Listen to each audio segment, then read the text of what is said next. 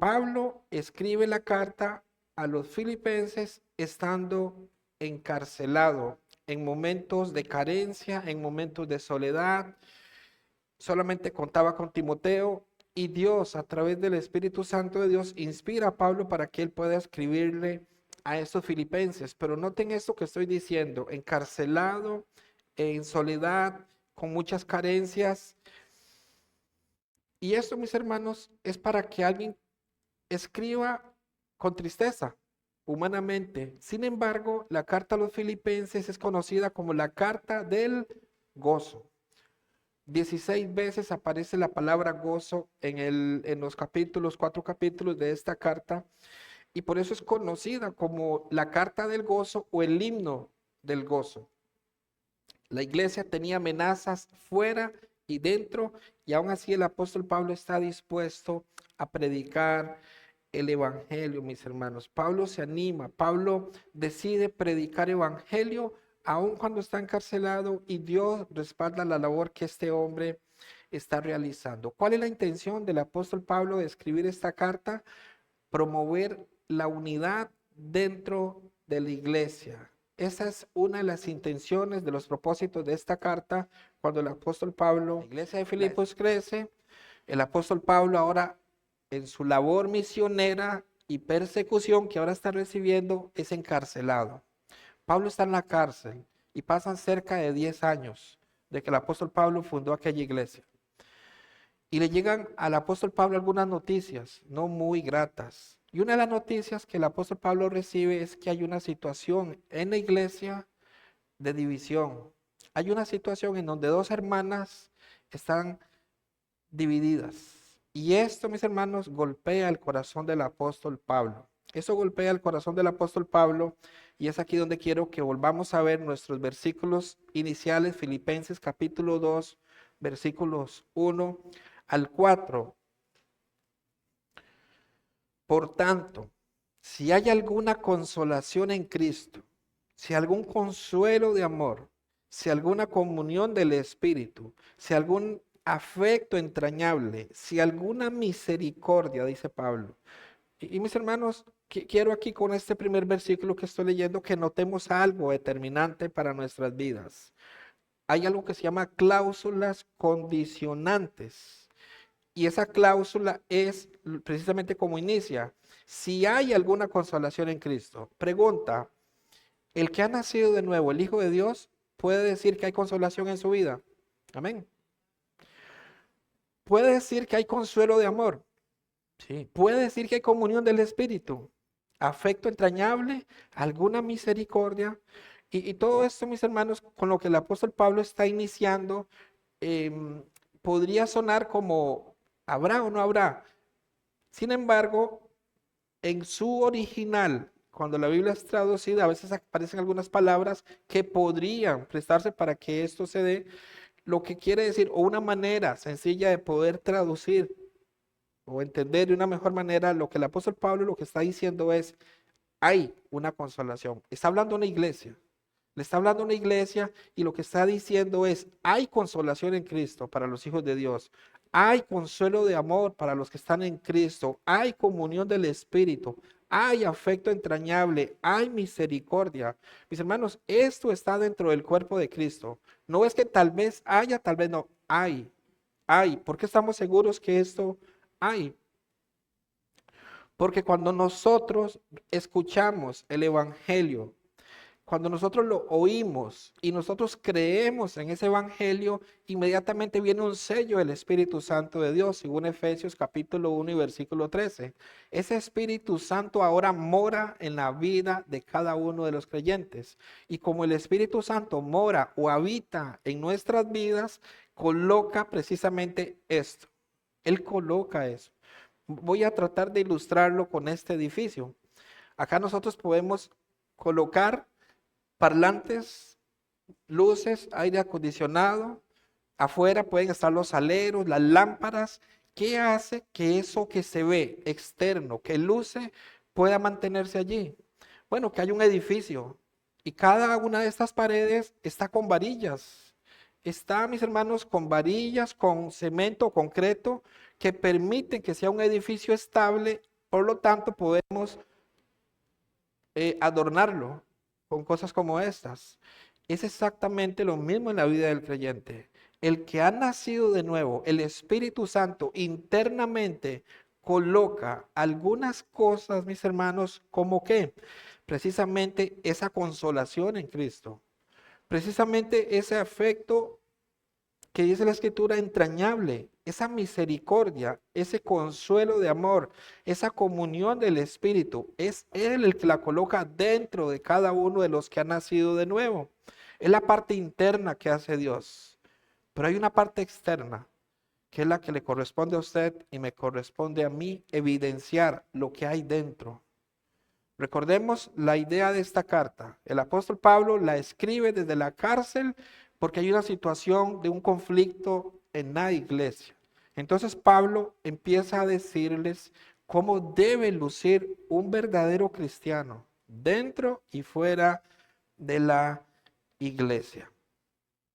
La unidad es necesaria, mis hermanos. La unidad en el cuerpo de Cristo es necesaria, sí o sí. En el cuerpo de Cristo hay estructuras internas. En el interior del hombre, Dios ya nos ha provisto con muchas de esas estructuras internas.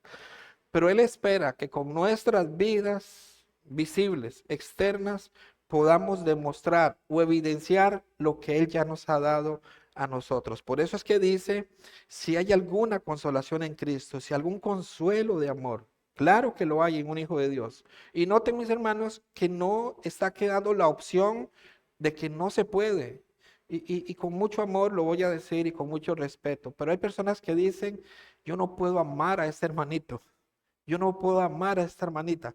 Mis hermanos, dentro de lo que la escritura nos enseña y particularmente este texto que hoy estamos estudiando, no se trata si usted dice no, no puedo, en realidad no es que no puede, es que no quiere.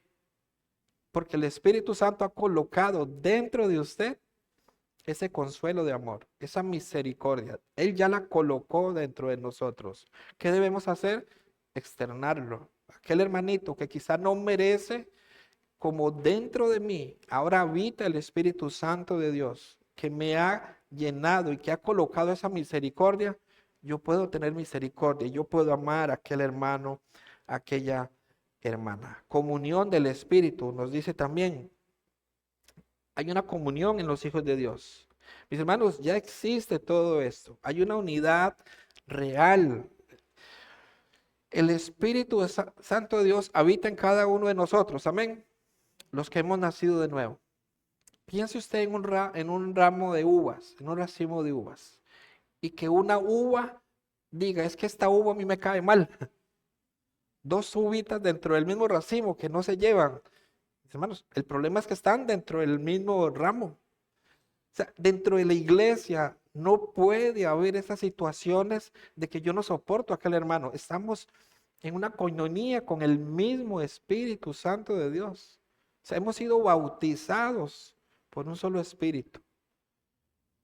Pablo está muy preocupado porque Pablo sabe el daño que ocurre cuando una división no se trata a tiempo, mis hermanos. Por eso él escribe esta carta a los filipenses y empieza a decirles, así debe lucir un cristiano. Esas son las características que ya tiene, por lo tanto, debe externar eso. Ya existe el afecto, ya existe la compasión, ya existe el amor. Todo eso existe. Es lo que Pablo quiere que los filipenses entiendan. Y es lo que el Espíritu Santo de Dios hoy quiere que nosotros podamos conocer de una mejor manera. Jesús, antes de ir a la cruz, en un momento clave de su vida, él dijo lo siguiente. Una oración, una petición que él le hace al Padre. Dice San Juan 17, verso 21, que es la petición de nuestro Señor Jesucristo al Padre. Él dice, para que todos sean uno, como tú, oh Padre, en mí y yo en ti, que también ellos sean uno en nosotros, para que el mundo crea que tú me enviaste, para que el mundo crea la unidad. Ese fue un anhelo en el corazón de nuestro Señor Jesucristo, la unidad en la iglesia. Cuando una iglesia camina unida, ¿qué es lo que hace? El mundo ve y cree. Pero cuando una iglesia no camina en unidad, mis hermanos, da mucho de qué hablar. Es una petición que el Señor hizo hace más de 2000 años y que aún cuesta en muchas iglesias que se dé esta unidad. Él nos unió bajo un mismo manto, bajo la cruz. Ahí nos unió Él, mis hermanos. Y si esa unidad ha costado al día de hoy que se dé el 100%, es por lo que dice el versículo 3 del texto que estamos leyendo. Dice el versículo 3, nada hagáis por contienda o por vanagloria. Nada hagáis.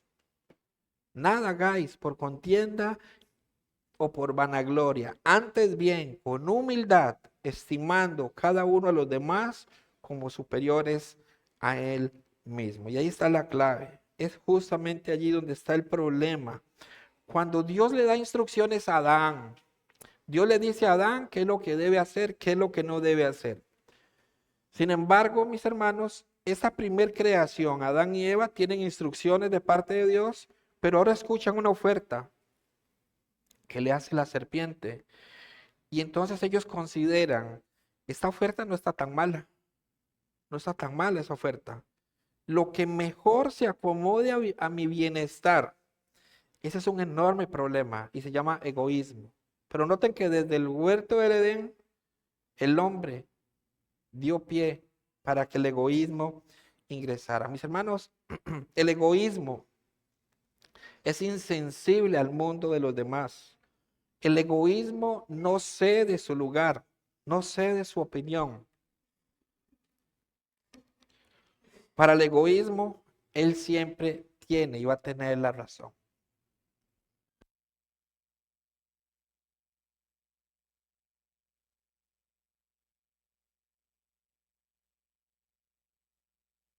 Enorme problema. Nuestro egoísmo, y digo nuestro, mis hermanos, porque ciertamente hemos sido justificados, hemos sido lavados con la sangre de nuestro Señor Jesucristo, pero estamos en un mundo que nos incita todos los días a pecar, en un mundo que nos dice, irrítese, sea egoísta, pelee, discuta. Ese es el mundo y es la realidad en la que vivimos, a pesar de que entendemos que nuestro Señor lavó, quitó, eliminó nuestros pecados y nos ha colocado en lugares celestiales. Pero seamos realistas, en este mundo tenemos pruebas todos los días. Yo no sé usted, mi hermano, los que conducen, pero yo tengo problemas cuando conduzco y me encuentro con conductores que se creen dueños de la carretera. Y el Señor, ayúdame, ayúdame. Yo tengo esa lucha. Y yo le digo, Señor, necesito que me ayudes porque a veces me irrita. Y creo que es algo que el apóstol Pablo sabe lo dañino que es. Por eso es que da estos consejos. Nada hagáis por contienda o por vanagloria. Nuestro egoísmo se irrita cuando alguien es promovido y yo no. Ahí salta el egoísmo. ¿Por qué él sí y por qué yo no? ¿Por qué el pastor dijo que él es mejor para el coro que yo, si yo canto mejor? Ahí salta, mis hermanos, ahí salta. Es en esos momentos donde ese sentimiento viene a nuestras vidas. ¿Qué debemos hacer? Deberíamos salir corriendo en oración y decirle, Señor, estoy sintiendo esto, Señor, y no es bueno, porque mi hermano lo están promoviendo. Ayúdame para alegrarme, Señor, y para que me quites esto, porque yo no quiero tener esta situación. Eso sería lo que debiéramos hacer. Sin embargo, lamentablemente muchos lo que hacemos es ahogarnos en pensamientos de egoísmo, de envidia, contienda. Eso es lo que hacemos, mis hermanos. La naturaleza humana nos va a llevar a querer hacer eso. ¿Se dan cuenta que hay una tensión? El Hijo de Dios no es solamente decir, yo soy justo y santo y perfecto como Dios. Bueno, ¿vives ese estilo de vida? Es la pregunta que debemos hacernos. ¿Por qué es lo que le está ocurriendo a los filipenses? Pablo dice, nada hagáis por contienda o vanagloria. Y esa última palabra es exactamente lo que dice, vanagloria. La palabra nos dice, no te jactes, no te enorgullezcas. Eso nos dice la escritura. La jactancia, mis hermanos, es la que hace que yo me considere que merezco un mejor trato. Nuestra naturaleza es comparativa. Siempre vamos a buscar con quién comparar nuestra vida. Y son instintos naturales. Pero a la luz de la Biblia, la actitud egoísta de la carne debe morir. Y nosotros debemos empezar entonces con una actitud muy diferente, que es precisamente lo que el apóstol Pablo dice en el versículo 5 y que ustedes están aprendiendo ese versículo.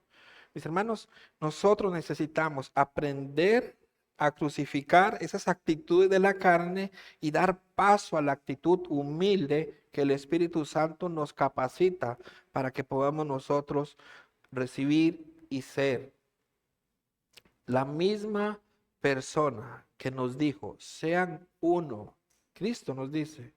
Él dice, sean uno. La misma persona que dijo que anhela que seamos uno como Él y el Padre, mis hermanos, es la misma persona que nos dice lo siguiente. Usted no va a encontrar en la Biblia donde Jesús dice, aprendan de mí a transformar el agua en vino. Eso no lo encontramos. Usted no encuentra donde el Señor dice, aprendan de mí cómo levantar a un paralítico. Usted no encontrará donde dice, aprendan de mí cómo poder suplir o multiplicar el pan. Pero sí encuentra donde el Señor dice, aprendan de mí a ser humildes. Eso lo encontramos. Él dice, aprendan de mí a ser humildes y mansos de corazón. Y eso me enseña algo, mis hermanos. La humildad yo no la puedo aprender de un ser humano. La humildad yo no la puedo aprender de un periódico o de un libro. Aunque usted pueda leer 1000 libros que hablen de la humildad, usted no la va a aprender de allí. Nuestro Señor Jesucristo dijo, aprendan de mí. Entonces, la humildad verdadera la vamos a aprender de nuestro Señor Jesucristo, no en Facebook, no en TikTok, no en YouTube. Mis hermanos, solamente la humildad es el resultado de haber visto a Dios por lo que Él es y poder verme a mí por lo que yo soy. Ahí radica la humildad. Cuando yo veo a Dios y comprendo quién es Él, mis hermanos, y logro ver mi realidad, ahí empieza la humildad. Por eso es que el nacer de nuevo es una obra que el Espíritu Santo de Dios hace. No lo alcanzo a través de repetir una oración, no lo alcanzo a través de dar una gran ofrenda, porque todo lo que yo haga va a ser una obra en donde yo voy a considerarme que tengo la capacidad de hacer algo. Pero cuando yo entiendo quién es Dios y quién soy yo, mis hermanos, ahí se marca la pauta. Ahí es donde se marca, ahí es donde aprendo de la humildad de mi Señor Jesucristo. Dice Filipenses 2:3, que es el texto de esta mañana. Nada hagáis por contienda o por vanagloria, antes bien con humildad, estimando cada uno de los demás como superiores a él mismo. Ahora bien, la humildad va a hacer que yo vea o que yo estime a los demás como mejores que a mí. Por eso es que la humildad tiene que ver con mi intención de buscar el bien del otro. Pero no significa, mis hermanos, solamente pensar en el bien del otro, porque hay profesiones que se preocupan por el bienestar de los demás, los médicos, los bomberos, sí o no, que ellos tienen que velar por el bienestar de los demás, pero no significa que sean humildes. Entonces, no tiene que ver solamente con eso. Por eso es que dice, estimando cada uno a los demás como superiores a él mismo. Entonces, tiene que ver con una decisión pensando en cómo haré sentir a la otra persona con lo que yo vaya a decir o hacer. Ahí está, el estimar. Esa es la clave, estimando cada uno de los demás como superiores a él mismo. En el momento en que yo voy a tomar una decisión, voy a decir algo, ¿cómo voy a hacer sentir al hermano a quien le voy a decir esto? Eso es estimando, eso es considerando a la otra persona por encima de lo que yo esté sintiendo. ¿Sí se entiende? Entonces, mis hermanos, noten que el llamado es serio a la humildad, estimando cada uno de los demás. Yo estoy considerando cuando digo o hago algo, el no dañar a otros? ¿Verdaderamente lo estoy haciendo de esa manera? ¿O soy de los que dice, yo soy así, yo soy sincero, no me importa si se resienten o no? Porque eso no evidencia humildad. La humildad hace que yo medite antes de decir lo que voy a decir. Eh, Alguien que quiera ser humilde puede pensar en las personas que están en las cárceles y decir, yo quiero ir a predicar el evangelio a esas personas. ¿Qué está haciendo? Está estimando a los demás como superiores a él. ¿Por qué? Porque él puede hacer otras cosas, puede ir a predicar a las iglesias, puede ir a predicar a un parque, pero a una cárcel, ¿quién quiere ir a predicar? Pero él dice, yo lo voy a hacer.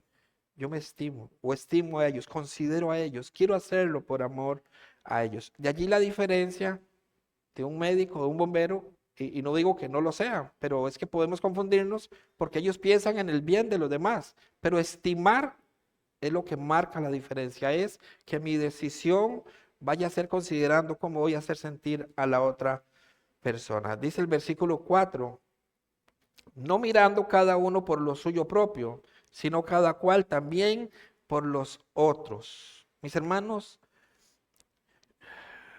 Dios habla en nuestros corazones. No mirando cada uno por lo suyo propio, son situaciones a las que nos hemos aferrado mucho. Cada uno de nosotros cuidará siempre lo propio. Pero Pablo está diciendo, guiado por el Espíritu Santo de Dios, no mirando cada uno por lo suyo propio, sino cada cual también por lo de los otros.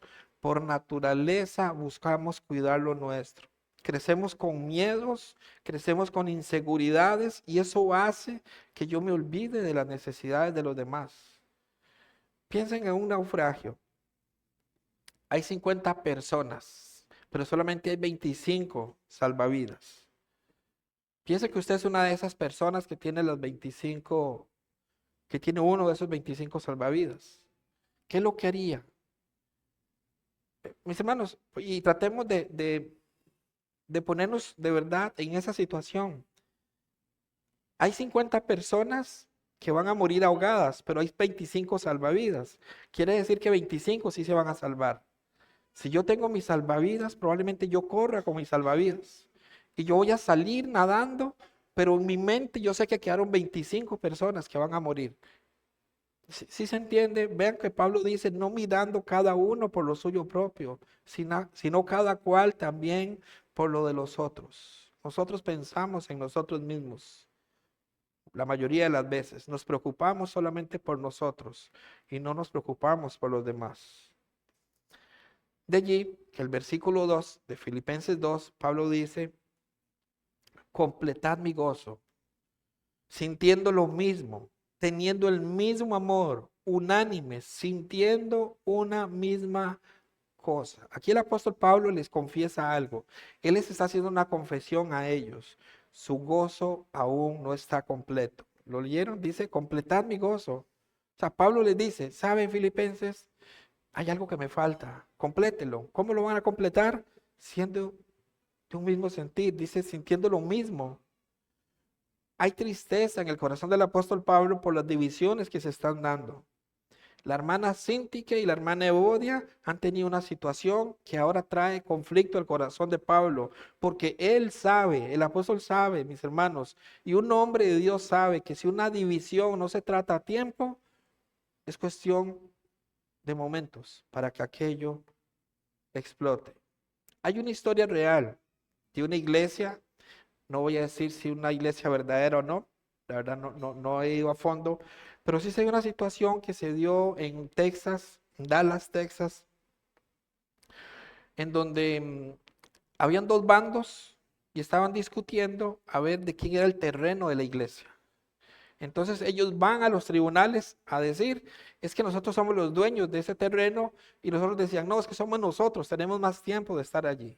Y el juez, y eso es una historia real, entonces el juez, pareciera que era más cristiano que ellos, les dice, no, vean, vayan ustedes, resuelvan, escojan a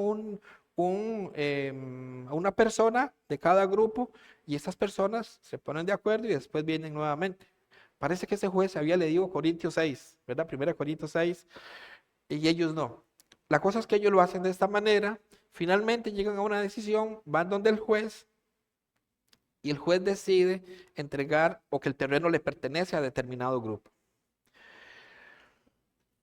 Los noticieros hicieron fiesta de esto, porque fue un caso muy, pero muy sonado, mis hermanos, en Dallas, Texas. Un caso muy sonado en donde una iglesia que lleva el nombre de Jesucristo estaba haciendo la comida diaria de los vecinos y de todo. Y ellos dicen, vamos a averiguar cómo fue que ocurrió todo esto, qué fue lo que ocurrió para que esta iglesia se desintegrara.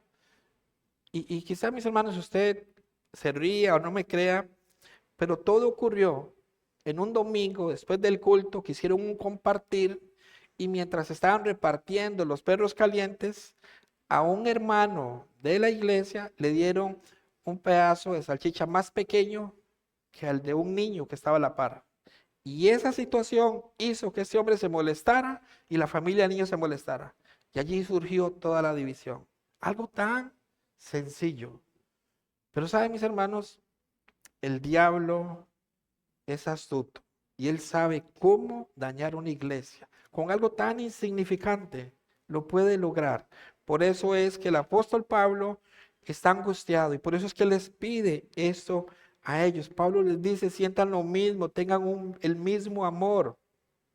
No significa que todos debemos pensar de la misma manera, pero sí estar de acuerdo en algo. De acuerdo en algo. Es como aquel hijo que dice, papá, yo no soy tan de acuerdo en que tenga que sujetarme a usted, pero la Biblia lo dice, entonces yo lo voy a hacer. ¿Lo ven? O sea, no significa que pensemos igual, pero estamos de acuerdo en algo. Dios lo dijo, entonces yo lo voy a cumplir. O como aquella esposa que dice, yo no quiero sujetarme a mi esposo, pero la Biblia lo enseña, yo lo voy a hacer. Es ponernos de acuerdo en algo, es tener el mismo sentir, no es pensar lo mismo, pero sí tener una característica en común. Dios lo dijo, nosotros lo hacemos. Entonces, ser de un mismo sentir, mis hermanos, es una característica de un cristiano maduro, pero la disensión, la contienda, es una característica de un creyente inmaduro. Cuando nosotros empezamos con disensiones, con contiendas, estamos evidenciando que somos inmaduros. Pastor, no me ofenda, quizá usted pueda decir. Dice la escritura, yo no lo diría si la escritura no lo dice, mis hermanos, pero dice la escritura en 1 Corintios 3, 1 Corintios capítulo 3, versículo 1 al 3 dice esto. De manera que yo, hermanos, no pude hablaros como a espirituales, sino como a carnales, como a niños en Cristo. Os di a beber leche y no vianda, porque aún no erais capaces, ni sois capaces todavía, porque aún sois carnales. Pues habiendo entre vosotros celos, contiendas y disensiones, ¿no sois carnales y andáis como hombres? ¿Quién le dijo a Pablo que habían contiendas allí? Dice el versículo 4. Porque diciendo el uno, yo ciertamente soy de Pablo, y el otro, yo soy de Apolos, ¿no sois carnales? ¿Qué pues es Pablo y qué es Apolos? Servidores por medio de los cuales habéis creído, y eso según lo que cada uno concedió el Señor. ¿Se dan cuenta, mis hermanos? Yo prefiero al pastor Elías, yo prefiero al pastor Samuel, yo prefiero evidencia, inmadurez espiritual. Por eso Pablo dice, servidores somos, por medio de los cuales habéis creído. El creyente maduro sabe poner su arma al suelo. Él puede estar con un arma, pero aprende a poner su arma al suelo y entiende que su hermano no es su enemigo. Mis hermanos, ya hay suficiente oposición en este mundo como para que hermanos de la iglesia entren en discusiones, entren en divisiones. Nosotros debemos unirnos. Dios ya proveyó internamente lo que necesitábamos para que trabajemos en esa unidad. Dios ya lo proveyó. En un momento leí una historia de un hombre que él observaba desde las montañas, le gustaba ver la naturaleza. Y en una oportunidad él dice que observó algo que le llamó la atención. Era dos cabras monteses en un camino angosto. Esos caminos, mis hermanos, de la cordillera de los Andes es. Esas cordilleras que son con trillos muy, pero muy angostos, en donde solamente pasa una persona o un animal. Y dice que él vio a una cabra que venía en sentido norte a sur y otra sur a norte. Y él dijo, esto no me lo pierdo. Él se imaginó aquellas cabras golpeándose de frente y ver cuál iba a caer. Pero él dice, me maravillé con lo que vi. Dice que cuando ellos venían avanzando y cuando estaban una frente a la otra, una de ellas se inclinó a tal punto que permitió que la otra pasara por encima de ella. Y ese hombre dijo, wow, ¿qué es lo que estoy viendo? ¿Saben, mis hermanos? Siempre cualquier ilustración en donde queramos hablar de Cristo va a quedar muy corta, muy corta. Y esta no es la excepción. Pero si queremos comprender de alguna forma cuál fue el sentir que hubo en Cristo es este. Cristo se humilló. Cristo bajó su cabeza, mis hermanos, por amor. Ese es el ejemplo de Cristo. Lamentablemente a nosotros nos cuesta ser así. Preferimos perder con voluntad inquebrantable antes que ganar estando en sumisión. Ese es el hombre. Ese es el ser humano. Preferimos perder antes de bajar la cabeza. No me importa. Yo gano, pero yo no quiero estar en sumisión. Rara vez actuamos de la manera en que Cristo quiere que nosotros actuemos. Por eso es un reto, por eso es un desafío a nuestra vida cristiana. El texto, mis hermanos, que estamos leyendo es algo que nos muestra que nadie nunca se ha despojado, nadie se ha vaciado como nuestro Señor Jesucristo lo hizo. Jesús mostró verdaderamente lo que es un siervo. Él nos mostró un siervo verdadero que no usó sus privilegios para promoverse a sí mismo. Un siervo verdadero que usó sus privilegios para la causa del reino. Ese es el modelo de siervo que usted y yo tenemos hoy frente a nuestras escrituras.